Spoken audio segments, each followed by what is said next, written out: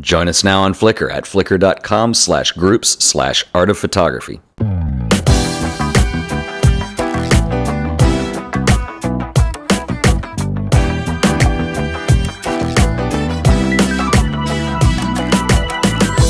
Welcome to the Art of Photography. I'm Ted Forbes, and I got some exciting stuff to share with you today. This weekend, I was at the thrift store, and I was kind of looking around, and over on the bottom shelves. By the way, if you're into cheap cameras, thrift stores are an unbelievable source of crazy stuff that you'll run across from time to time.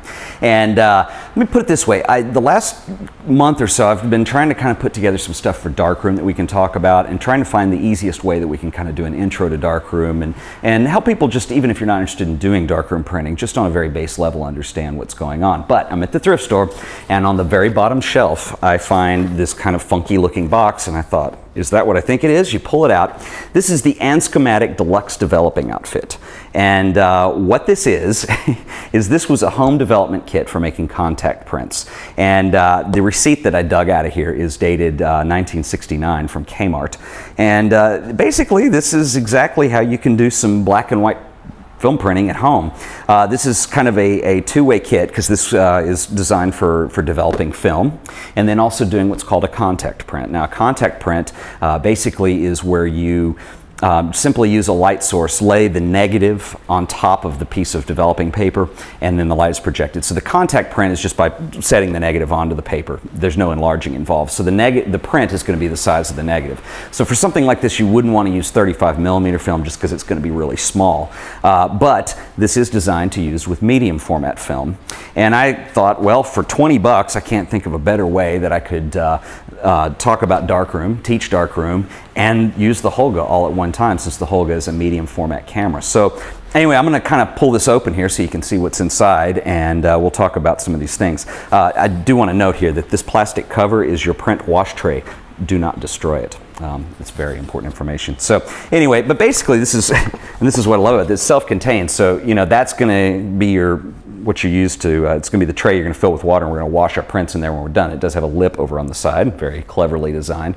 They don't make things like they used to, do they? Okay, first off, we have some directions, which are kind of mangled and yellowed, but they do tell you how to handle the film developing part of this. There are a few pieces of this kit that's missing, but all in all, it's in pretty good shape. We do have 3 trays here, and we're going to talk about the process of what that does in just a second. It also came with some 1960s Vividol Ansco developer, 2 packets of that. It is powder, so you have to mix it. So they're probably, I don't know if they're still good, but we might try it and see. And then I do have some developing paper. So you can see this is going to make very small prints when all is said and done. But remember, I said they are contact prints. That's why you want to use a larger format. Not large format in our case. We're going to use medium format to do our printing here, which will be very cool. And I have some printing masks.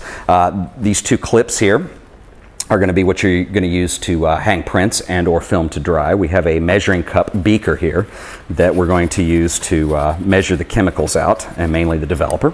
I've got 3 light bulbs. 2 of them are safe lights, and the third is just a simple 7-watt bulb, and I'm going to show you the contact printer in just a second. That's where they're going to go. Now, one thing that remember, you call it the darkroom because it does need to stay dark, and when you're developing film, you need everything in complete darkness. You can't use safe lights with film. It's just too sensitive, simply. And so what the lights are for is actually when you're doing print, and in plain terms, if you've been watching all the podcasts where we've been talking about ISO and things like that, paper has a very, very low ISO rating, and so it can handle a safe light, which just gives you a little bit of light to work with in the darkroom. It's not bright by any stretch of the imagination. It's usually yellow to red.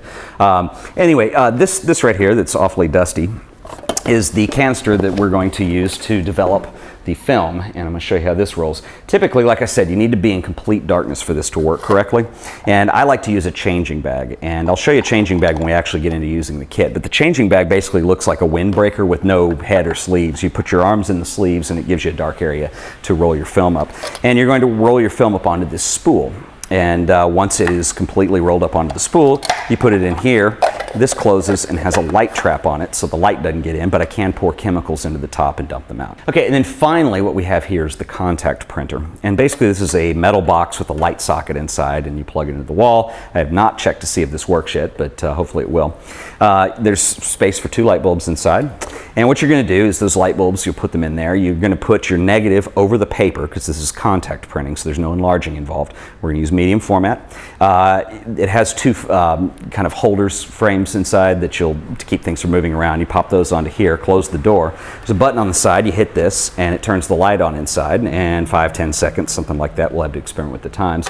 Your paper is exposed properly under the negative, and it's time to pull this out, put your paper in the developer, and watch it come to life. So anyway, there's a little more to it than that, but we're going to talk about this in the next couple of podcasts. We'll put up some episodes, we'll shoot on the Holga and take you through the whole process and show you that developing stuff at home actually doesn't require a lot of stuff, a lot of space. And it's really a lot easier than I think a lot of people realize that it is. So anyway, it's been The Art of Photography. Thanks for watching.